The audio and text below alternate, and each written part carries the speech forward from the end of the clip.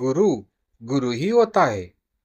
अपनी आलीशान सोसाइटी से बाहर निकलते ही सुरेश ने अनजाने में ही सामने लगे बरगद के पेड़ के नीचे देखा। हाँ, वह बैठी थी। वह कौन? एक भिखारिन शायद। हाँ हाँ, भिखारिन ही थी। अभी 3-4 दिन पहले गेट से बाहर निकलते ही उसकी कार के एकदम सामने आ गई। सुयश का मन तो हुआ जोर से गाली देकर बोले, अरे बुढ़िया, मरने के लिए तुझे मेरी कार ही मिली। पर संस्कार, वो संस्कार जो माँ बाप ने दिए थे, क्या अभी उनमें बचे हैं? पता नहीं, शायद हाँ या शायद नहीं। जो भी हो, सुयश अपने अधीनस्थ कर्मचारियों के सामने शालीनता से ही व्यवहार करता है। तो वह झट से दरवाजा खोलकर उतरा। माँ जी, लगी तो नहीं? फिर पर्स से 100-100 के 5 नोट निकालकर बुढ़िया को देते हुए बोला, रख लो, काम आएंगे। सुयश जानता है ये 500 रुपये नहीं, उसकी रेपुटेशन बनाने की सीढ़ी है। चौकीदार, ड्राइवर, तमाशबीन लोग उसकी दानवीरता और अच्छे स्वभाव के चर्चे फैला देंगे। शायद किसी उत्साही ने वीडियो भी बना लिया हो। यह सोचकर वह मुस्कुराते हुए कार में बैठा। बैठते वक्त एक भरपूर निगाह उसने बुढ़िया पर डाली।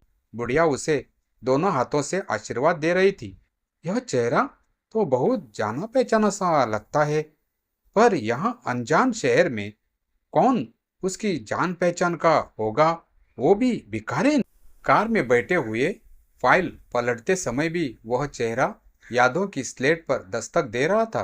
कोई बहुत ही परिचय जिसके इस रूप की उसने कल्पना नहीं की थी। पर कौन? अभी 5 महीने पहले ही तो अपना पुराना शहर छोड़कर वह इस शहर में आया है। वैसे कहने की बात है, वरना शहर तो कब का छूट गया था। पढ़ाई, नौकरी, इन सब की भागम भाग में अब की बार तो जड़ें भी उखाड़ फेंकी थी। हाँ, घर भी बेच दिया था। क्या इन 5 महीनों में कभी किसी सिग्नल पर दिखी होगी? पूरा दिन व्यस्तता में बीत गया तो उस पर से ध्यान भी हट गया। दूसरे दिन गेट से निकलते वक्त फिर वह उसे दिखी। उसके बाद तो आते जाते अक्सर वह दिख जाती। बरगद के पेड़ के नीचे बैठी एक दिन मन में झुंझलाकर ऊपर से सामान्य स्वर में वह बोला, इस भिखारी ने यहाँ अड्डा ही बना लिया है।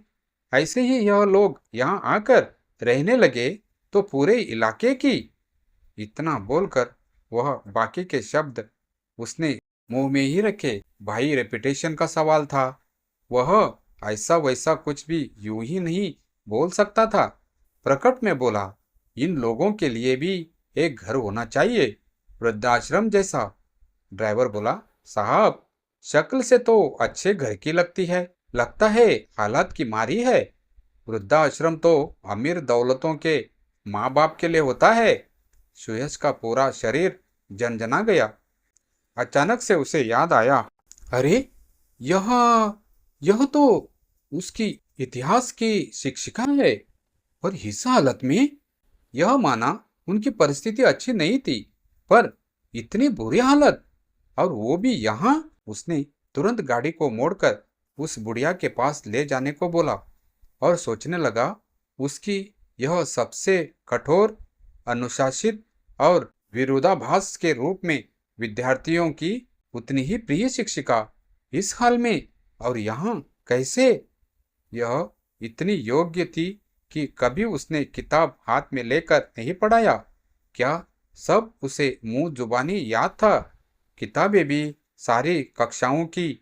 उसका डायलॉग आज भी सुयश का पसंदीदा है। It's a true practice makes you perfect, but it's passion who guide you to do the work perfectly. और वही आज इस हाल में। कार के रुकते ही वह तुरंत उतरा। नसीब से वह वही चिलचिलाती धूप में बैठी थी। सुयश यह पूछने की हिम्मत भी नहीं कर पा रहा था कि क्या आप विद्या मिस हो? उसने पूछा, अब आप कैसी हो? उस दिन ज्यादा चोट तो नहीं आई थी ना? आप कौन हो? मुझे आपको देखकर अपनी एक शिक्षिका की याद आती है। क्या आपका नाम विद्या है? क्या आप अमुक शहर में रहती थी? वह बुढ़िया तो फूट फूट कर रोने लगी। हाँ, वह सुयश की विद्या मिस ही थी। मिस, आप इस हाल में शहर से इतनी दूर कैसे? मिस ने बताया, मेरा बेटा मुझे पूर्वोत्तर भारत घुमाने ले गया था। एक दिन भीड़ में मैं उससे बिछड़ गई। अनजान भाषा, अनजान लोग। पर आप तो पढ़ी लिखी हो, आप वापस घर जा सकती थी। हाँ बेटा, वही किया। अपने पति की निशानी अपनी अंगूठी बेचकर शहर वापस गई तो पता चला वो घर बार बेचकर अपने परिवार सहित ना जाने कहाँ चला गया है। पर वो ऐसा कैसे कर सकता था? साथ नहीं रहना था तो आपको आपके घर से बेदखल नहीं करना चाहिए था। क्रोध से तमतमाकर सुयश बोला, कम से कम कहीं अच्छे वृद्धाश्रम में आपका इंतजाम तो करना ही चाहिए था। आंसुओं को पोंछते हुए वह बोली, आजकल के बच्चे ऐसे ही है। जाते जाते मुझ बिचारी के हाथ में यह पर्चा थमा गया था। उस भिखारी ने अपनी मैली कुचली गांठ से एक टुड़ा मुड़ा कागज निकाला। उसमें लिखा था, जो भी इसे पढ़ रहा है वह उन्हें वृद्धाश्रम पहुंचा दे। सुयश कांप गया। क्या यह बिल्कुल उस पर्चे जैसा नहीं है? ऐसा ही एक पर्चा तो वह भी महीनों पहले अपनी। सुयश ने दोनों हाथों से अपना सिर पकड़ लिया। पर यह पर्चा इनके पास कैसे? जो भी वह बोल रहा है, क्या उसे बोलने का अधिकार भी है? क्या मिस के बेटे जैसे ही हरकत उसने नहीं की थी?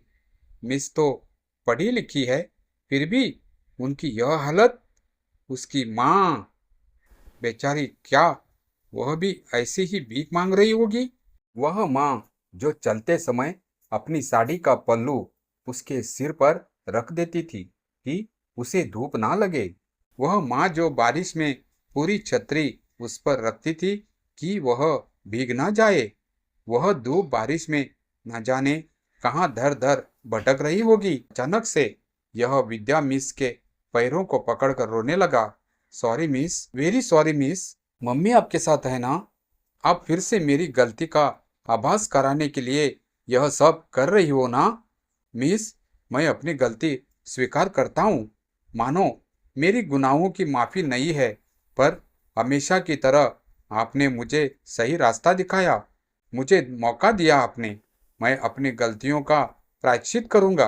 वापस लौटकर शहर जाते समय विद्या मिस ने उसे बताया कि कैसे उसके छोड़कर आने के बाद कैसे उसकी मम्मी भटकती हुई शहर वापस आई, जहां उसे सबसे बड़ा झटका लगा कि उसका घर भी बिक चुका था।